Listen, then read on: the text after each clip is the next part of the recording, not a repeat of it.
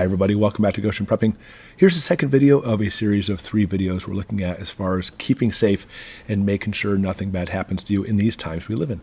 I made this because I'm off at a World Tournament, so it's perfect time to put out this series of videos. So here's video number 2. This one is all about situational awareness. And it's not so much like a magical art as, if you don't practice it, that's what you kind of think of it as. It's like this, how do you do that? Situational awareness. No, it's very practical and very easy to practice. In fact, that's what it takes, by the way, is practice, practice, practice. And I'm going to go through 11 items of things that you need to do to be able to prepare and have situational awareness. And what I recommend is you jot these down, go through it, and then each day practice one item. Practice it over and over and over again. Maybe take it for a few days, then go on to number 2 and practice, practice, practice it. So situational awareness is absolutely essential. Let's go through our list. Number 1, so easy, no time for your electronics. And those cell phones, I'll tell you, a blessing and a curse, aren't they? It's nice to be able to call anybody at a moment's notice or getting a hold of someone, but it makes situational awareness, practically speaking, not happen. And I'm not necessarily talking about somebody just quickly checking like a grocery list, even though that's there too, but just watching videos where people have their headphones on and they have no idea what's going on around them. Not at all. And I'm not saying don't check your grocery list. If you have something like that, that's great, but that's not for just generally walking around. You don't ever want to just have your cell phone as you're just walking around. That's a very dangerous technique that you're basically going through.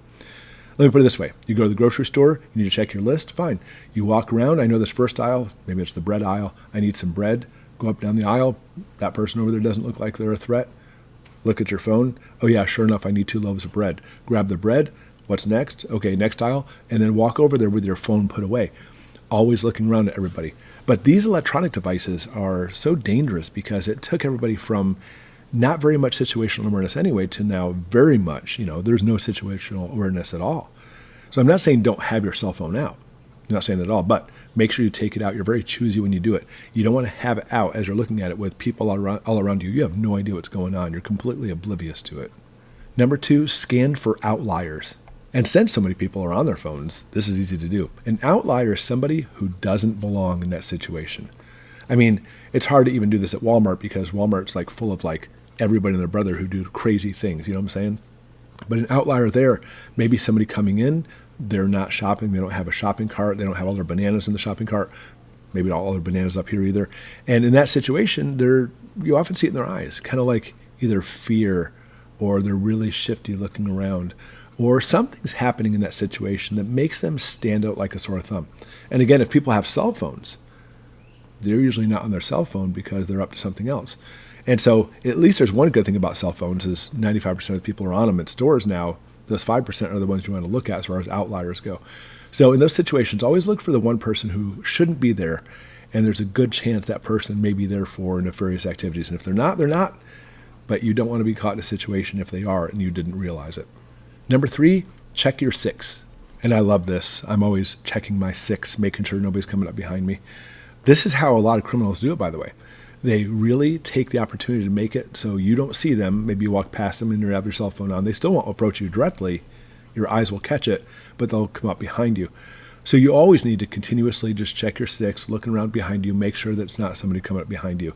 I love this basic in martial arts too. By the way, my martial arts students in the school I teach, they know, not all of them, but there's a few of them who love to try to sneak up behind me because they can't do it. And by the way, that's a perfect place to land like some kind of sidekick on them if they try to. And I would like kind of put my foot out and warn them, don't you try to sneak up on me. So it's kind of like a challenge with them. And try to make that a challenge with you and your family too. Because sneaking up behind somebody, if you really know what you're looking for, checking your 6, it's exceedingly almost impossible to do. Number 4, strengthen your peripheral vision. Now, this can work along with checking your 6. Checking your 6 is looking behind you, but peripherally speaking, people think, and this is how it works, most people are focused right here. And the more adrenaline you have, by the way, the more you are focused right here. It's called tunnel vision. And seeing things peripherally is what people are not used to. But you need to make it so if I'm staring right here at you now, I'm watching out here to see what's going on. This takes a lot of practice and skill, by the way. But it's fantastic. I don't know if you know it. Here's a quick medical thing for you. Right in the center of my vision as I'm looking at you is my color vision, most of my color vision, by the way. And it's the most intense, focused color vision. There's a lot of resolution of me looking at you right there. And that's the cones of your eyes. Have you ever heard rods and cones? And that's what you're focusing with. You have a lot of color vision right there. As you go out toward your periphery, it switches to what are called rods. The rods are, practically speaking, black and white. I mean, it's really just white light. But they fired totally differently, by the way. That actually makes it so you don't need a lot of light for that to happen. And you really, I don't know if you know it, you have no color vision out here. None at all. You could actually bring a color marker at random right here, and you won't know the color. You think you do. Your brain tries to patch it in. I mean, if you're right here and like, oh, that marker is green, then you come around here, you'll see it as green. But if you take random markers or something, a random color, and bring it up, you won't know what color it is. Your peripheral vision works totally different than your focal vision, which is up here with your cones. It takes a lot of time to practice to be able to keep that peripheral vision going, so you can always see what's going on. I'm focusing it here, but I can perfectly see what's happening out here too. How many of you have done this, by the way? Put in the comments below. Really check your peripheral vision all the time and watch things happening out there. Number 5, always watch reflections. And this is another way, by the way, to check your 6 or check your peripheral vision. If there's something in front of you, some kind of shiny object, you don't have to be able to see the object clearly through the reflection, but you see movements, you see light patterns, shadow patterns, and that's another way to be able to see if somebody's coming up behind you. It's fantastic. And because same thing, we typically focus on something here, and you would not only use your peripheral vision, but use your peripheral vision to watch for reflections. And that's, by the way, where sometimes instincts kick in, because you're like, somebody just walked up behind me, and you don't, how do I know that? You'll often see a shadow change in reflections, even though mentally, cognizant-wise, you're like, I'm not sure how that happens, but that's how you do it. So if you purposely focus on reflections, it helps you to catch what's coming up behind you. Number 6, always locate exits. So as you're working on situational awareness, this is something you want to be able to practice. I mean, I saw another channel once where somebody goes, yeah, I walk into McDonald's and I always look to see where the exits are. In reality, I think most people who go to McDonald's already know where the exits are. But nevertheless, it's still a good habit. Get in the habit of always going into a place looking for the exits.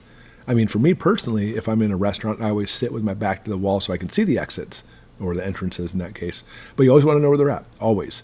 I mean, again, the chances of something happening there may not be huge, but when it comes to situational awareness and knowing where everything's going on, seeing who's coming in and out of the exits is just as important as knowing where they're at so you can make your escape. Number 7, so important, become a hard target. And this is so vitally important. Walk with confidence, walk with authority. You want to make it look like that person's not going to mess with you. Because criminals don't have alternate plans. They don't go home. They decide, they look at you, that's too much trouble. I'm going to move on to somebody else. And that's what they do, by the way. They move on to somebody else because when they see you, even though it may be somebody they could probably still take and beat up maybe, they may not, because they want an easy snatch of money, an easy target. They don't want a hard target. Most criminals are just in it because they want quick money and off they go. That's why there's pickpockets. I want to grab the money I don't want the confrontation. And that's what they'll do. And when you do confront them, by the way, they're like, oh, I'm so sorry. I'm so sorry. No, you're only sorry because you got caught. But either way, make sure you're a hard target. Make it look like if they mess with you, they're going to get their butt kicked. And hopefully you're doing some training, so that's a true case too. Number 8, when in doubt, it's a threat. I can't stress this one enough, and this is so important. People think that, well, you know what, this kind of thing never happens. I'm just going to kind of stand around and watch in a circle as somebody's in a fight, whatever the case may be, or trying to steal a car. It's amazing people do this. Very quick story. I have a Jeep Wrangler. I love my Jeep. And I drove it to Publix grocery store in Florida one night. And of course, there's no doors on it and everything. And we're in the store, and they said, if you own a Jeep Wrangler, come out front. And of course, since there's no doors, there's no door alarm, I was notorious for leaving my dumb headlights on all the time. And so I said, oh, my headlights on? They're like, oh, no, sir, you need to get out there. And I go out, and here's this dude with my spare tire trying to put it back on. And there's a crowd, I'm not kidding you, 40 or 50 people. And I was like, what's going on? They're like, yeah, he was trying to steal this guy's tire off his Jeep.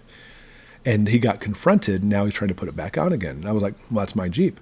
And I went over, and they said, oh, sir, be careful, because he's already threatened a couple of people with a tire iron. And I'm like, try it. And so I walk up, and I was like, what's going on? He's like, hey, give me a hand to put this tire back on. He knew he was in trouble. Anyways, long story short, he had a tire iron, my tire iron, and he was threatening people, you better stay back or I'm going to knock you in the head. And here's this huge crowd, again, 40 people, I think, if I remember correctly, with kids. It's a shopping group. It's not like some people going to the gym, all sitting around watching him. Granted, they gave him some space, but nevertheless, they're all standing there. That is not the place to be. You call the police, you go to Publix, you call authorities, you get near some people who know how to fight, you do something. But standing there, especially with children, it was not what you want. You do not want to just stand there with your family. It's so scary. So even more so, when it comes to this, people in their mind think, oh, you know what? This is happening, but no, this isn't really happening, is it? And they kind of just stand there like awe. Or even worse, since they don't see these violent things happen very often, or if you ever, there's something that clicks in their mind. They're like, you know, I've heard of violent stuff happening, but that's not what's really happening here, is it? And they underestimate the threat. And that's the whole story of this section, by the way. You never want to underestimate it. When in doubt, it's a threat. When in doubt, it's always better to err on the side of caution. Take action. Get out of there. We're actually in nice, peaceful times right now. Call the police. You don't want to basically have it so afterwards you're like, oh, it really was a threat, as you're telling basically the police in the hospital because that person clocked you in the head with a tire iron. When in doubt, it's a threat, and take action. Number 9, trust your gut. So your gut is a very good thing. You've actually had experiences and you watch people. You know there's a difference between a shopping mom going to the store getting groceries and some guy who's like looking around at everybody as he's walking through. As the old term goes, he's up to no good. You need to really take action in those situations. I mean, at the very least, you need to kind of watch them or call store security. I'm always the person who watches them. That's just who I am. But in that situation, your instincts are there. And the last thing you want to do is say, oh, I'm just being silly. This is just some guy out here to buy some extra cornflakes. And if that's the case, great. But what happens if he isn't? You didn't trust your gut. You or possibly somebody else in the store now may be paying for it, you know, physically speaking. So listen to those instincts and really try to heighten that awareness and understand when those things happen, you're able to take action. Again, it's better to take action and nothing happens than you not trusting your gut and something happens and you weren't ready. Number 10, this is so important, practice visualizing. And this is one attribute by far most people don't do. You need to role play. You need to, this is how you should occupy your time, by the way.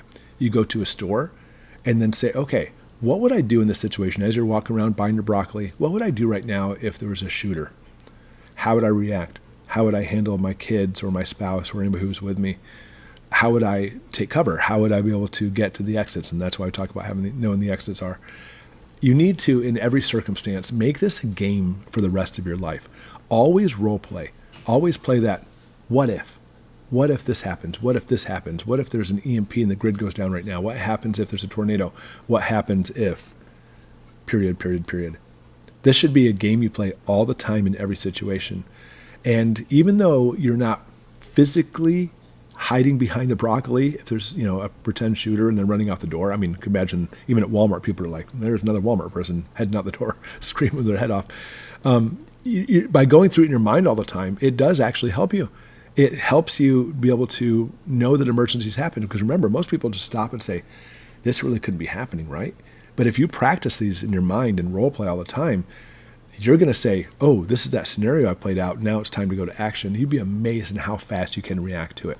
This is something everybody should be doing all the time. And this is probably the number one attribute for situational awareness, except for the next one. And that's number 11, fight, fight, fight. And I understand in this situation, situational awareness has now failed you. I mean, maybe somebody snuck up on you and they're now attacking you. The key here is, again, most criminals, by far, almost all criminals, want a very easy grab of whatever that grab may be. That grab may be you. It may be money. It may be your kids. It's hard to say. But you need to fight. Fight like your life depends on it, because obviously it may. But it's not just a matter of making it so your life depends on it. You're going to fight more tenaciously. I know right now this week I'm in Phoenix and I'm sparring. And I love fighting. I love sparring. I love it so much. It's just getting the adrenaline going, and it's really, I don't know, it's really fun. But I know that there's times where I start, I'm not doing as well. I will literally get myself fired up and get angry and get ticked, and I literally just unleash fury on the person I'm going against. And that's what I do sometimes. I have to do that. But understand, when you're in a real situation, that fighting, that fury should be coming into play. You should be so angry. Even if you're not, get yourself angry and take action. Because here's the thing. As I said, criminals don't have alternate plans. They just want a quick grab. Studies are very, very clear on this. If somebody's trying to get something from you and you're fighting with passion, fighting, you may never actually beat that person, by the way. They may be stronger, more well-trained, etc., but you keep fighting. Studies show that if you keep doing that for just 60 seconds, odds are they're going to say, you know what? You're not worth it. Your money, it's not worth it, whatever the case may be. So don't ever give up. You need to go in with that passion and fight. Fight like your life depends on it. Fight with that ferocity, that ferociousness, and just do it everything you can. All right, so there you go, guys. There's 11 things. And when we talk about fighting, this is the series we have this week. The next video coming out is about, some really good self-defense techniques for someone who may not be a fighter. Some really good ones. Thanks for watching, and we'll see you then.